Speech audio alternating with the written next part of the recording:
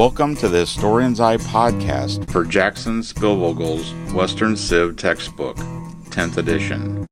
Chapter 7, Late Antiquity and the Emergence of the Medieval World.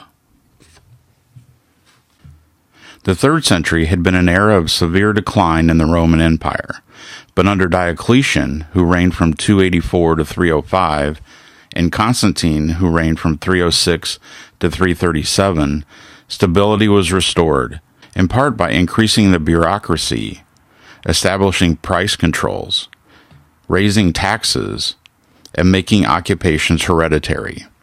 The 4th century saw the triumph of Christianity. Constantine legalized it, becoming the first Christian emperor, and Theodosius, who reigned from 378 to 395, proclaimed it the official religion. Constantine created a new Rome in the east on the foundations of an old Greek polis, Byzantium, and he named it Constantinople. The 5th century saw the decline and fall of the Western Roman Empire. The empire had been divided in 395. With fewer resources, the West was less able to repel the Huns and the Germanic kingdoms. In 476, the last Western emperor was deposed, and numerous Germanic kingdoms replaced the Western Roman Empire, although the Eastern Empire survived for another 1,000 years. The migration of the Germanic people was a cause as well as a consequence of the fall of the Roman Empire. Germanic kingdoms were established in the West, including the Ostrogoths in Italy, the Visigoths in Spain, and several Anglo-Saxon kingdoms in Britain, and a Frankish kingdom in Old Gaul. Socially, there was often a fusion between old Roman elites and the new Germanic aristocracy, but Roman laws were replaced by the blood feud and the ordeal. Christianity was the official religion of the empire from the 4th century, with bishops heading the church in major cities. The Bishop of Rome proclaimed supremacy over the church, relying upon the prestige of the Roman Empire, as well as the Petrine theory, wherein Jesus gave Peter the keys to heaven. According to tradition, Peter became the first bishop of Rome, or pope, and his successors claimed his authority. One of the most significant was Gregory I the Great, from 590 to 604. The church would build upon Gregory's foundations, both religious and political. Heresies such as Arianism challenged the orthodoxy of the institutional church. Monasteries were crucial to the success of the church. Early Christian monks were often hermits who practiced extreme forms of asceticism.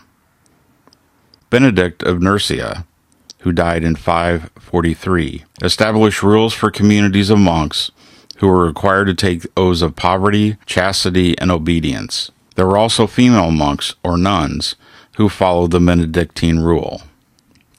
The church was the intellectual force in the Middle Ages. The early church was greatly influenced by Greek philosophy in defining doctrine.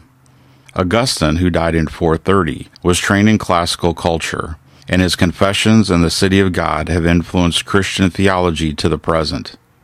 Jerome, who died in 420, was also classically trained and translated the Bible into Latin.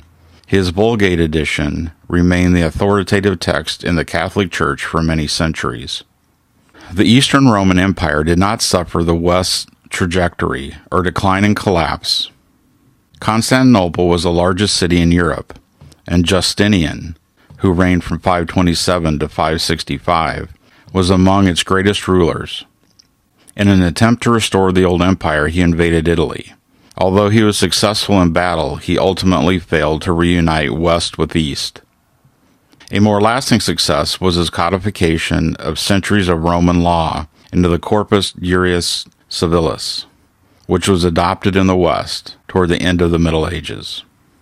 Though not following the same trajectory as the West, the Eastern Empire was overextended, and plagues and wars reduced its territory to Asia Minor and the Balkans. The use of Latin declined in favor of Greek, and the Eastern Empire became known as the Byzantine Empire. However, the difference between East and West were not just linguistic. The Pope was a recognized head of Western Christendom. But in the East, it was the emperor who not only ruled the state, but also the church.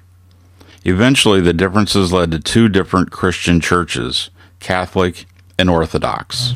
While Christianity both grew and fractured in what was left of Rome, a new religion was bursting out in the Arabian Peninsula. Muhammad, one of the most significant figures in world history, was born in the Arabian city of Mecca, traditionally important because of a shrine called Kaaba. Muhammad claimed to receive numerous religious revelations from Allah, or God, which were written down in the Quran, the holy book of Islam.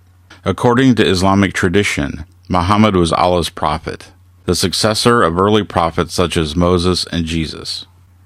Like Christianity, Islam also suffered a division after Muhammad's death in 632, in part over who would succeed him. Nevertheless, like Christianity, Islam expanded rapidly, with Muslims moving into Spain about 710 and into France until defeated at the Battle of Tours in 732. Constantinople repelled Muslim armies, establishing an uneasy frontier in Asia Minor and indirectly protecting Christian Europe. Not only did Muslims capture vast territories, they also created a great culture, making significant contributions in art, architecture, philosophy, science, and technology, some of which they inherited from India and the Far East.